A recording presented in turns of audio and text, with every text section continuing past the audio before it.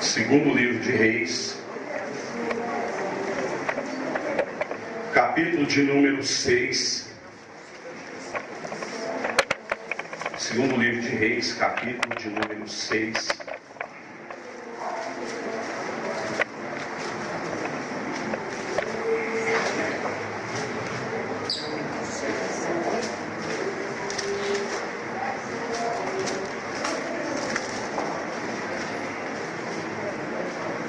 Verso de número 16, 17 e o verso 18. Amém? Amém. Todos já encontraram? Amém. Se tem alguém perto de você que está sem Bíblia, lê com ele, porque ninguém pode confiar que o que eu vou falar está na Bíblia se você não abre a Bíblia para ler, não é? Está escrito assim, segundo livro de Reis, verso 16, 17 e o verso 18. Está escrito assim: e orou Eliseu, ó Senhor, aliás, verso 16, e ele respondeu: não temas, mais são os que estão conosco do que os que estão com eles.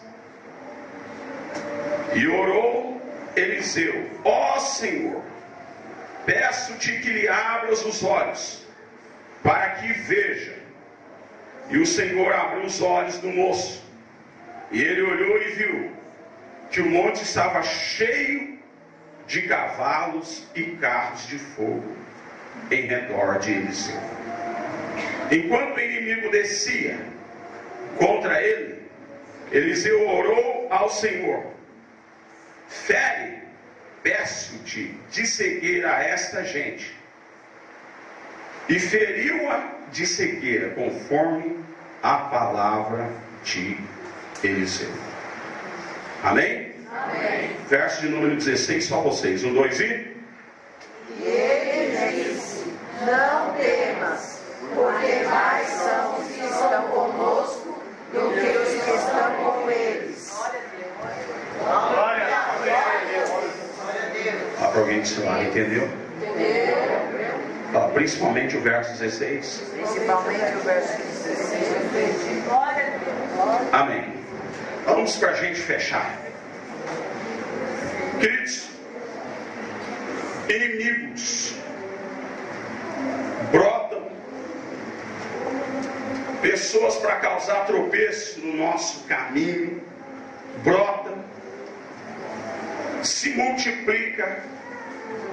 Você não precisa ligar pedindo inimigos, eles aparecem do nada. São pessoas que se chateiam, que se aborrecem com aquilo que você é, ou com aquilo que você está fazendo, ou com aquilo que você significa. E muitas das vezes são pessoas que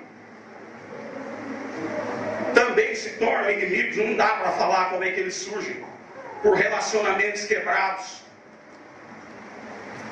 Enfim, há muitas coisas que trazem pessoas para se tornarem verdadeiros inimigos, né, do povo de Deus. Algumas vezes você pode ler na Bíblia que Deus, o próprio Deus, levanta inimigos para punir o povo dele, principalmente quando o povo sai da direção de Deus. E algumas vezes o próprio povo arranja inimigos e Deus precisa entrar com uma ação rápida, senão o povo do Senhor pode ser exterminado por batalhas, por guerras, por aflições e daí por diante, porque os inimigos brotam. Por isso que o Salmo de número 3 o salmista fala: como tem se multiplicado os meus adversários. Ele fala para Deus: são muitos os que se levantam contra mim. Observa que ele fala: os inimigos se multiplicam. E ele fala: e o que é pior, além de ser um negócio que se multiplica, e ele fala: são muitos. Obviamente você vê que as duas coisas praticamente falam do mesmo sentido. Fala de um crescimento do inimigo e de uma sensação de pequenez do homem. E esse texto que você leu comigo fala de uma guerra que o rei da Síria fazia contra a nação de Israel. E a Bíblia diz que ele consulta os oficiais.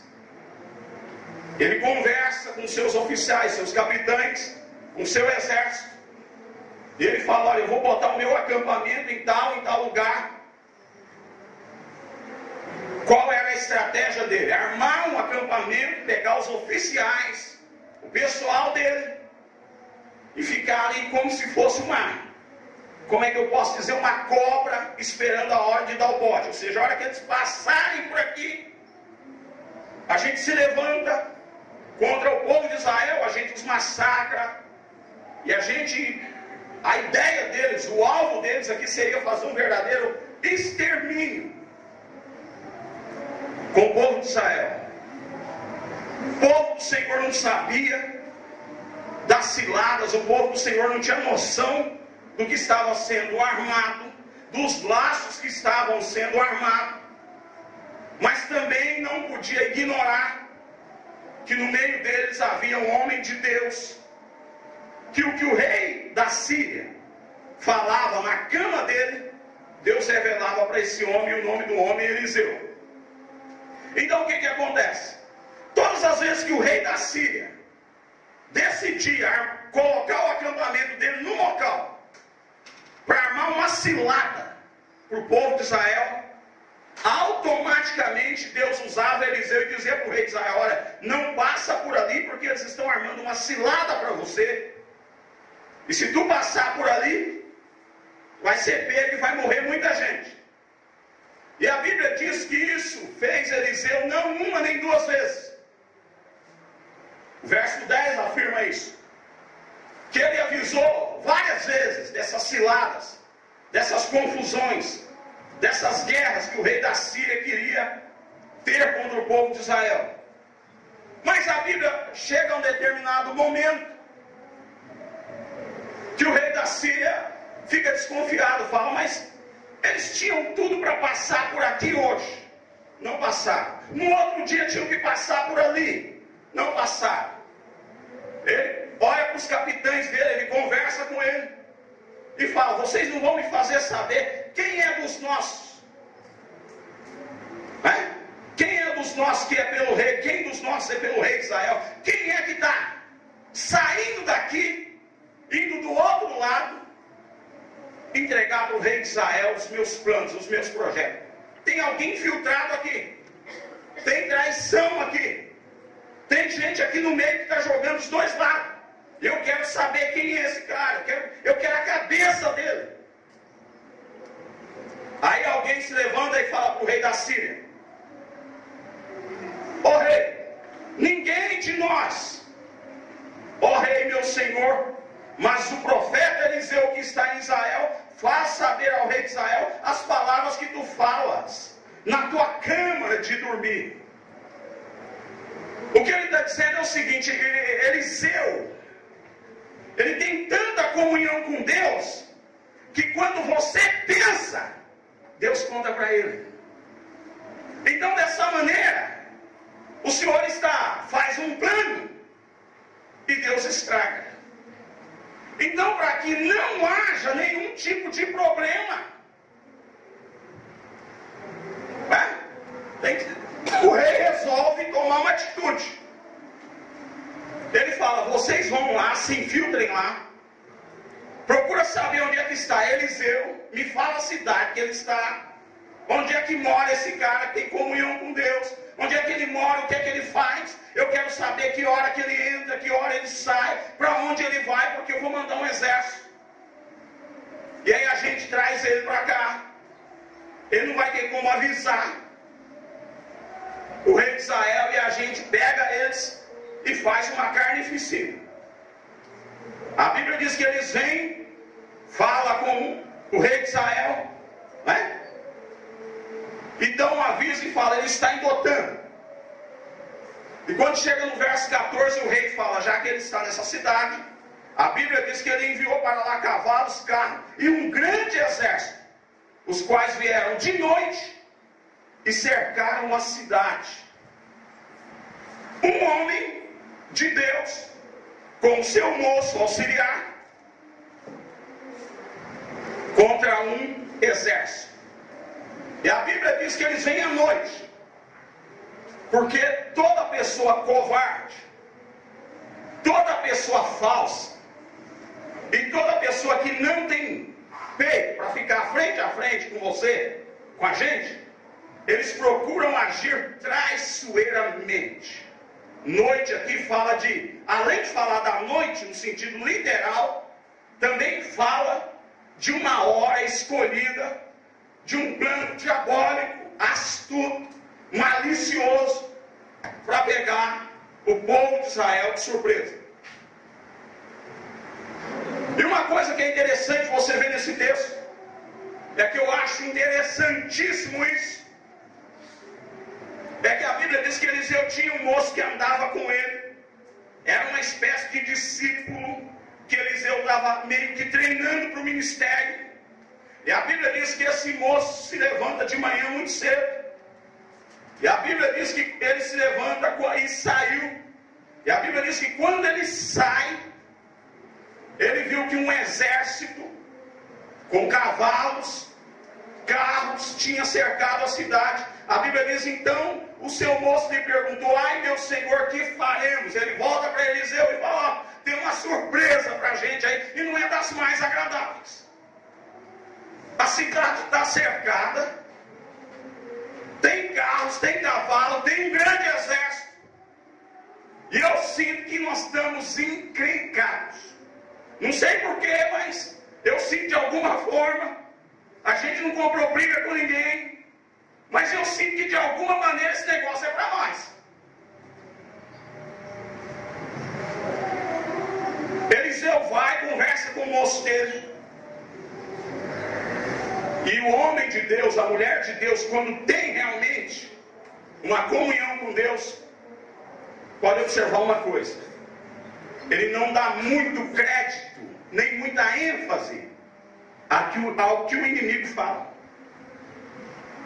Mas ele procura ver, em meio às lutas, em meio às guerras, o que é que Deus tem a falar daquela situação. Algumas vezes o que te deixa desesperado, o que arrasa com as suas emoções, é que você presta muita atenção no que os seus inimigos, no que pessoas que não gostam de você falam, no que eles acham, no que eles pensam, e você nunca procura saber o que Deus acha, o que Deus pensa. E uma coisa que eu gosto, eu acho interessante, eu vi um pastor pregando, pastor Mike Murdock, e ele fala o seguinte: nunca preste atenção, nunca dê ao inimigo mais tempo do que você daria a um amigo. Porque se você der muito tempo ao inimigo na sua mente, nos seus pensamentos, no seu dia a dia, isso aumenta a influência dele sobre você. Então o que acontece? Você tem que basicamente dizer o seguinte, né? Seria basicamente o seguinte: pessoal que gosta muito de batalha espiritual, claro que aqui não tem muitos, mas tem alguns que é meio invocado com batalha espiritual. Eu já disse aqui que eu tenho um pouco de medo dessa rapaziada, porque eles se invocam, quando eles encarnam em comprar livros nas livrarias evangélicas, fala de batalha espiritual, eles querem saber quem é o capeta, quantos chifres ele tem, como é que ele ataca, que hora que ele ataca. Eles querem saber tudo que é tipo de capeta. Aí você fala: pastor, mas eu não devo conhecer o inimigo? Deve. Mas só que toma cuidado com um detalhe: a sua atenção, o seu alvo, o seu foco